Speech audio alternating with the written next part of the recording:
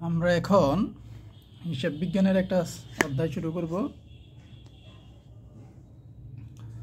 অধ্যায়টার নাম হচ্ছে তোমার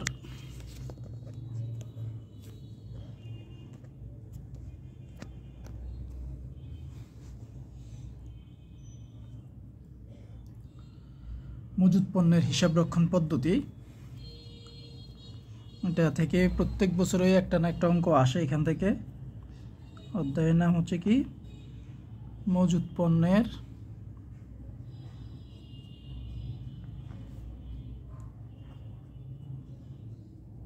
হিসাব রক্ষণ পদ্ধতি। ওকে,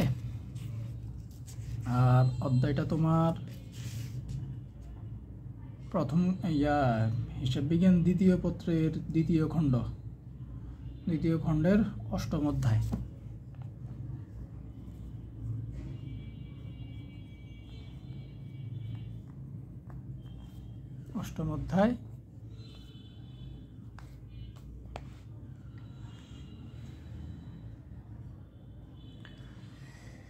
তার আগে একটু আমরা জানি মজুদ পণ্যের হিসাব রক্ষণ পদ্ধতি, এটার মানে কি? আমরা গোডাউনের সাথে জড়িত, ঠিক আছে? আমরা সবসময় বিজনেসের যে কোনো প্রোডাক্ট ইত্যাদি এগুলো গোডাউনের সাথে জড়িত। আমরা যখন কোনো দোকান দেই বা যে কোনো বিজনেস দেই, আমাদের প্রোডাক্টগুলা আমরা কিন্তু আমাদের দোকানের মধ্যে রাখি না। আমরা পিছনে বা অন্য কোথাও একটা গোডাউন ভাড়া নেই, ওইখানে বা স্টোরেজ যেটারে আমরা বলতে পারি স্টোরেজ ভাড়া নেই, ওইটা আমরা ওইখানে রেখে দিই। খুব সিম্পল কথা। এখন এই যে অধ্যায়টা মজুদ পণ্যের হিসাব রক্ষণ পদ্ধতি, এটা হচ্ছে ওই গোডাউনের মধ্যে আমার কি পরিমাণ মাল আছে, কি পরিমাণ মাল ঢুকতেছে, কি পরিমাণ মাল বের হইতেছে, এগুলা হিসাব রাখার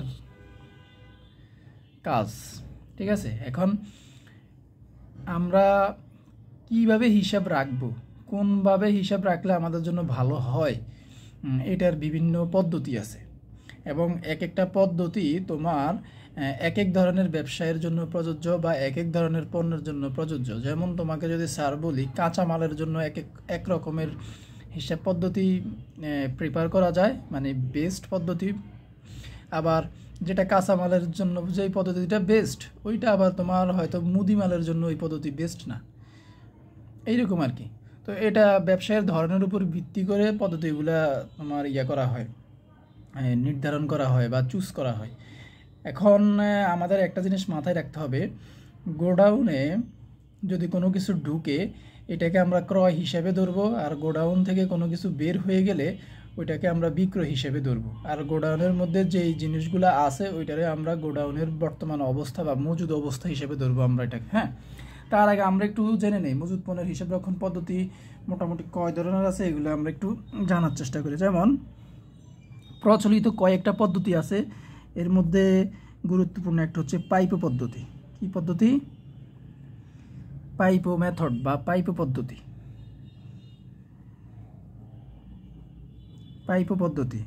আরেকটা হচ্ছে লাইপো পদ্ধতি, একে লাইপো বলে, লিপো বলে, পাইপো বলে, পিপো বলে। হ্যাঁ, লাইপো পদ্ধতি। আর একটা হচ্ছে ওয়েটেড অ্যাভারেজ মেথড, বুঝছো?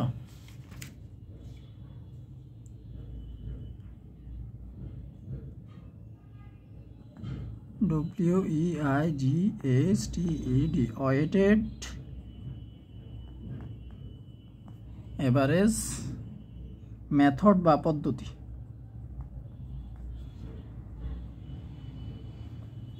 এটার বাংলা নাম আছে, হ্যাঁ, এটার বাংলা নাম হচ্ছে তোমার ভারযুক্ত গড় পদ্ধতি। যদি স্যার বাংলাটা লিখি,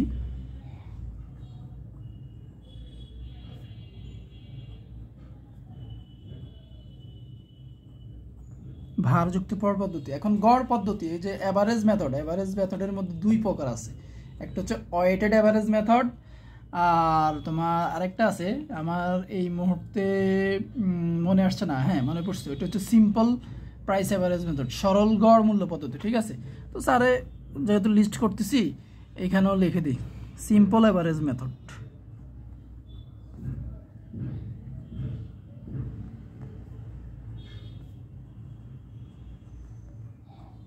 মেথড বা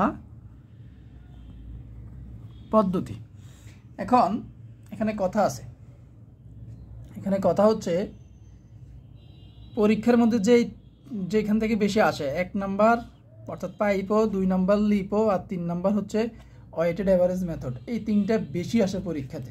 এটা যে একবারে আসবে না এমন না, আসলেও আসতে পারে, কিন্তু এই 3টাই হচ্ছে সবচেয়ে ইম্পর্টেন্ট। পাইপো, লিপো আর হচ্ছে ভারযুক্ত গড় পদ্ধতি। এইটা আমরা একটু পাইপো সম্পর্কে একটু বিস্তারিত জানার চেষ্টা করি।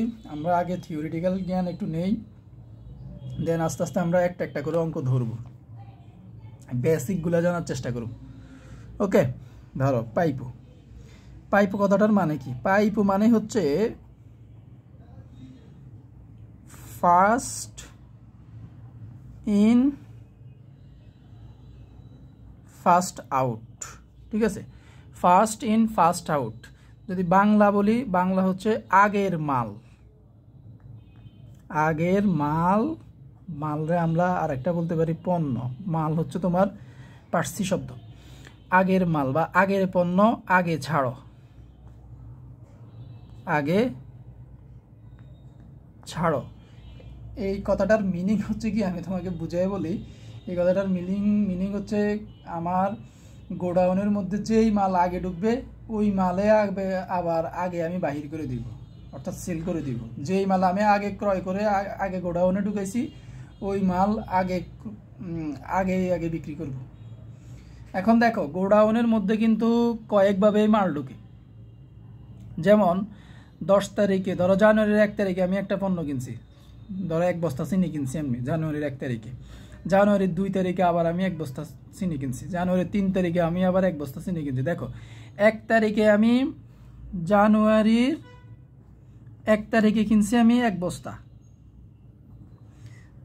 জানুয়ারির 2 তারিখে কিনছি আমি ধরো 3 বস্তা, সহজ কথা। জানুয়ারির 4 তারিখে ধরো সারে কিনছি 2 বস্তা চিনি। কি কিনছি? চিনি কিনছি। এখন এগুলা ক্রয় করে তোমার গোডাউনে ঢুকাইছি, ঠিক আছে, মজুত করছি আর কি, সোজা কথা।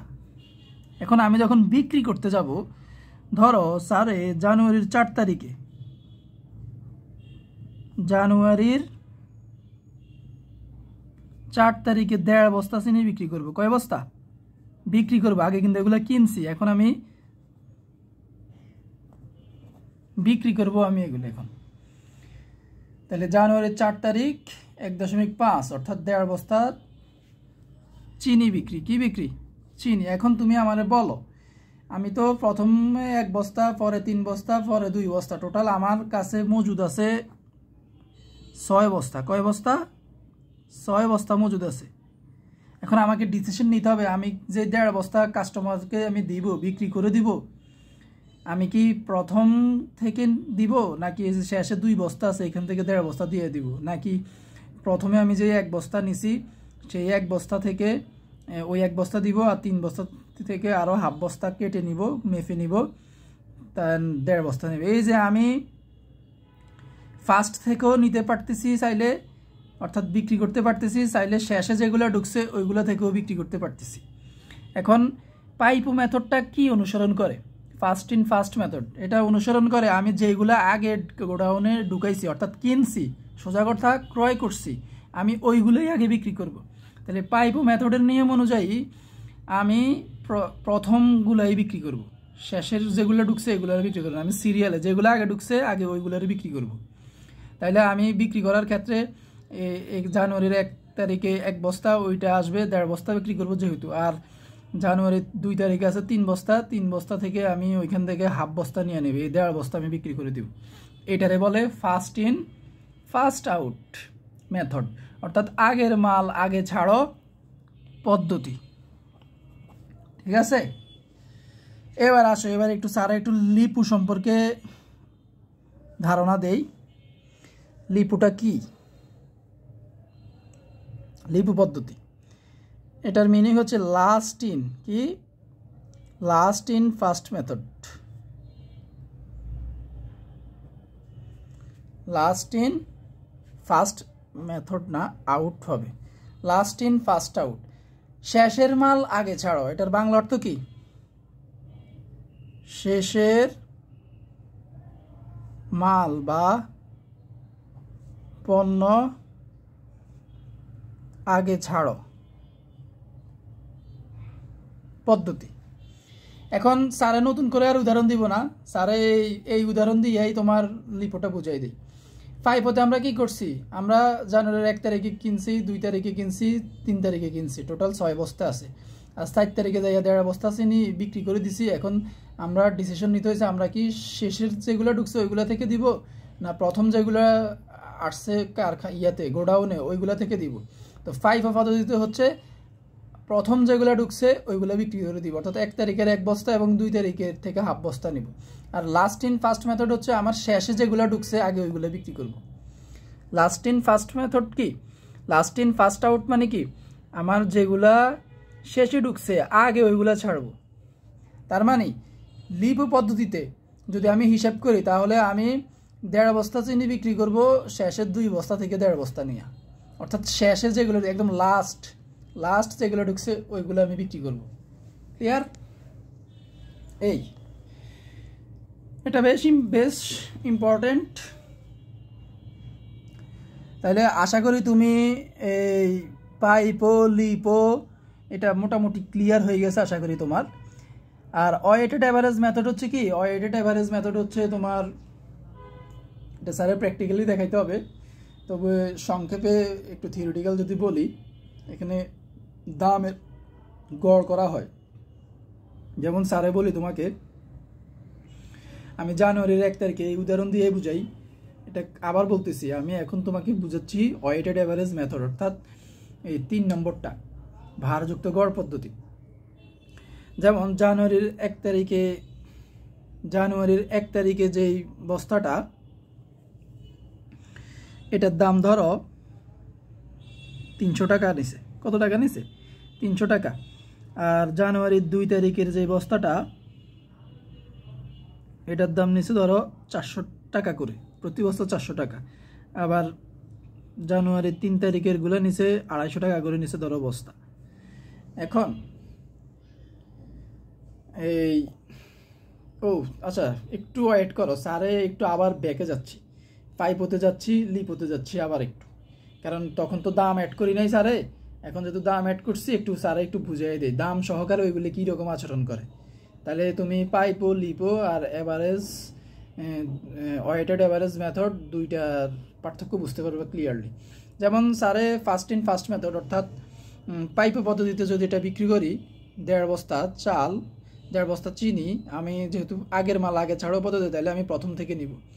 প্রথম বস্তার দাম হবে 300 টাকা ক্রয় মূল্য, দ্বিতীয় তারিখের যে 3 বস্তা কিনছে ওইগুলোর 1 বস্তা 400 টাকা করে, তাহলে 400 করে 3 বস্তার দাম আসে 1200 টাকা। তাহলে আমার ক্রয় মূল্য কিন্তু পার্থক্য আছে, তাহলে আমার লাভও ওইভাবে ধরতে হবে, কি লাভও ভিন্ন ভিন্ন ধরতে হবে আমার। যেমন ধরো স্যারা যদি প্রতি বস্তা 400 টাকা করে বিক্রি করি, 400 না ধরো 550 টাকা করে যদি বিক্রি করি, তাহলে প্রথম বস্তা আমি বিক্রি করে লাভ করব, আমি 500 টাকা করে বিক্রি করলে 200 টাকা লাভ করব। আর দ্বিতীয় তারিখ থেকে আমি যে 3 বস্তা ওইটার দাম ছিল 400 টাকা, ওইখান থেকে যদি আমি হাফ বস্তা, যেহেতু 1.5 বস্তা বিক্রি করতে হবে, হাফ বস্তা বিক্রি করলে হাফ বস্তার ক্রয় মূল্য আসে, 1 বস্তা যেহেতু 400 টাকা, হাফ বস্তার ক্রয় মূল্য আসে 200 টাকা। তাইলে আর আমার বিক্রয় মূল্য যেহেতু 500 টাকা, তাহলে অর্ধেক বস্তার দাম আসবে 250 টাকা, তাহলে আমার 50 টাকা লাভ হইতেছে। কত টাকা লাভ হইতেছে? 50 টাকা লাভ হইতেছে। আমার এই দুইটা ভিন্ন ভিন্ন লাভ হইতেছে আমার, অর্থাৎ ভিন্ন ভিন্ন দাম। আমার বিক্রয় মূল্যের দাম এক, কিন্তু আমার ক্রয় মূল্যের দাম ভিন্ন হওয়ার কারণে লাভের অ্যামাউন্টটা ভিন্ন ভিন্ন। ঠিক আছে? বা স্যারা যদি ধরো সমান দিয়া বুঝায়, ধরো 2 বস্তায় বিক্রি করলাম স্যারে, তাহলে প্রথম বস্তা বিক্রয় 500 টাকা বিক্রি করলে 200 টাকা লাভ হয়।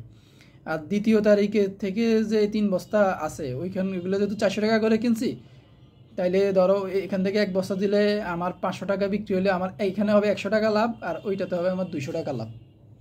এই পার্থক্য, অর্থাৎ দামগুলোকে আমি ভিন্ন ভিন্ন রাখতেছি, আমি দামগুলোকে মিক্স করতেছি না, ঠিক আছে, ভিন্ন ভিন্ন লাভ হিসাব করতেছি। ঠিক এই তোমার লিফো পদ্ধতি, যেটা লিফো পদ্ধতিতেও তোমার ঠিক সেম সিস্টেম। অর্থাৎ ধরো আমি এবার 1.5 বস্তা না 2 বস্তার হিসাব করলাম স্যার, 2 বস্তা 2 বস্তা না 3 বস্তার হিসাব করবো স্যার। এবার ধরো 3 বস্তা হিসাব করলে আমার 4 তারিখের 2 বস্তা আমি বিক্রি করব 500 টাকা করে, দাম কমাই নাই আমি, 500 টাকা করেই বিক্রি করব আমি। 500 টাকা করে যদি আমি বিক্রি করি, তাহলে 4 তারিখের যে বস্তাগুলো কিনছি ওইগুলো আমার 250 টাকা করে। তাইলে আমার এক বস্তাতে 4 তারিখের 2 বস্তা বিক্রি করলে আমার 250 টাকা করে লাভ হইতেছে। ক্রয় মূল্য 250, বিক্রয় মূল্য 500, তাইলে অর্ধেকেই লাভ। আর হচ্ছে তোমার যেহেতু আমি 3 বস্তা বিক্রি করব, তাহলে তো আমার আরও 1 বস্তা দিতে হবে। তাইলে যেহেতু আমার 4 তারিখের মাল শেষ, তাহলে আমি 3 তারিখের মাল যেহেতু আমার শেষ, সেহেতু আমি এবার 2 তারিখে যাব। 2 তারিখে আমার 3 বস্তা আছে, 400 টাকা করে মূল্য। এইখান থেকে 1 বস্তা নিয়ে 500 টাকা বিক্রি করব। তাহলে আমার লাভ হইতেছে কত? আমার লাভ হইতেছে 100 টাকা। এইখানে বিক্রি করছি প্রতি বস্তায় 250 টাকা লাভ হয়েছে, আর এখান থেকে নেওয়াতে প্রতি বস্তায় 100 টাকা করে লাভ হয়েছে। তাইলে আমাদের দামগুলো ভিন্ন ভিন্ন আমরা রাখতেছি। পাইপ ও লিপো পদ্ধতির মধ্যে আমাদের দাম কোনো মিক্স হচ্ছে না। এগুলা মিক্স হচ্ছে না বলতে সবগুলোকে একত্রে হিসাব করতেছি না আমরা। যেটার যেই দামে কিনছি ওইটা ভিন্ন ভিন্ন আমরা দেখাইয়া আমরা প্রফিট এগুলো নির্ণয় করতেছি। কিন্তু ওয়েটেড অ্যাভারেজ মেথডের ক্ষেত্রে তোমার এটা হয় না। ওয়েটেড অ্যাভারেজ মেথডের মধ্যে তোমার এই যখন যেই মাল ঢুকবে ওইটা মোট অ্যামাউন্ট এবং ওইটার দাম দিয়া ভাগ করে নতুন করে দাম নির্ধারণ করা হয়। এটা আমি ডিরেক্টলি যখন অঙ্কতে যাব তখন তোমাকে এটা আমি দেখাবো। আপাতত এটা যেহেতু বেসিক নলেজ, তো স্যারে এই ভিডিওটা এখানে শেষ করতেছি। নেক্সট ভিডিওতে ইনশাল্লাহ তোমার অঙ্ক দেওয়া শুরু করব, পাইপও দেওয়া শুরু করব।